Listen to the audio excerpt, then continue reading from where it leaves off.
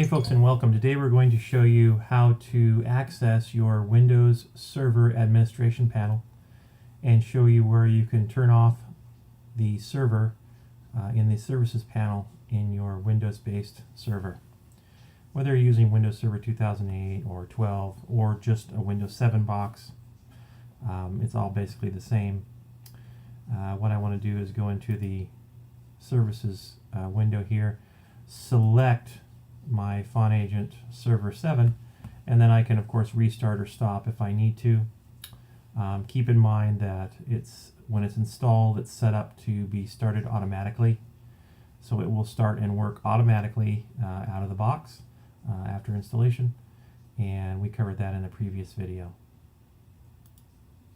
So once you've done those things, the next of course is to go to your web browser and enter in your IP address of your server. In this case it's listed here because I've already accessed it once before.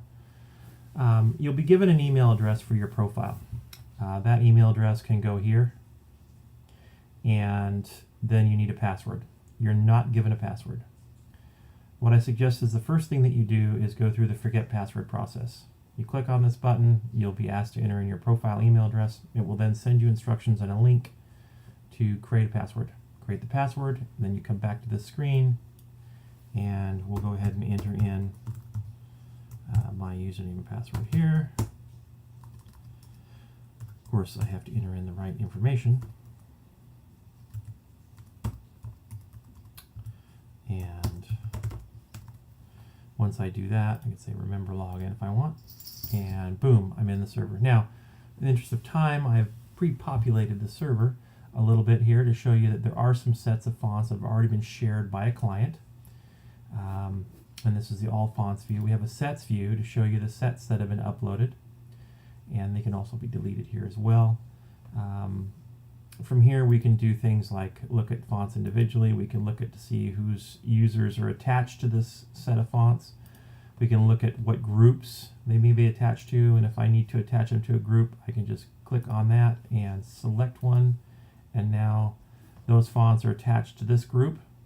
I can also look at to see what type of licensing may be attached to those fonts, and in this case I may want to use Adobe, and I'm going to attach those information there, and then of course font usage as well. This is our reporting section. So in each tab you have the ability to click through a bunch of different things you can do here to change, update, and add more information to give you better font compliance, etc. In this case I'm on the license tab now, and it gives you all kinds of things you can do here to create your licenses. User tab. User tab gives you the information on the user. You can actually invite them to the group. Permissions. What can they do?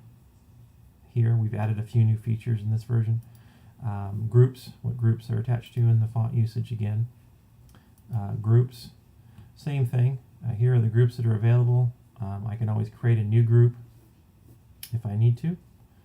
Here in the menu section, add group, and here's my permissions for that group.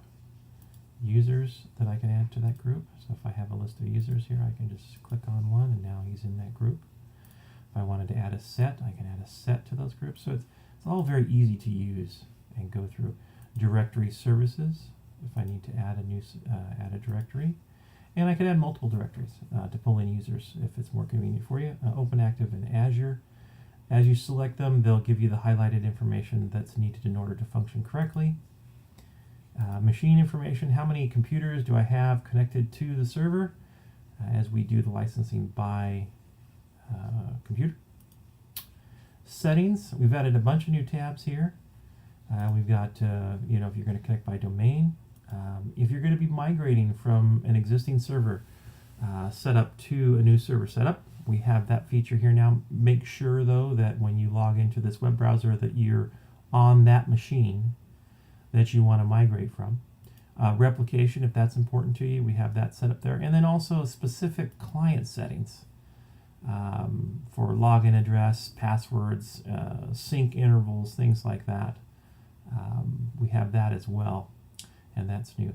So those are the basic and a little more advanced settings for the Windows Server and also Mac server as far as getting it configured and set up and ready to go.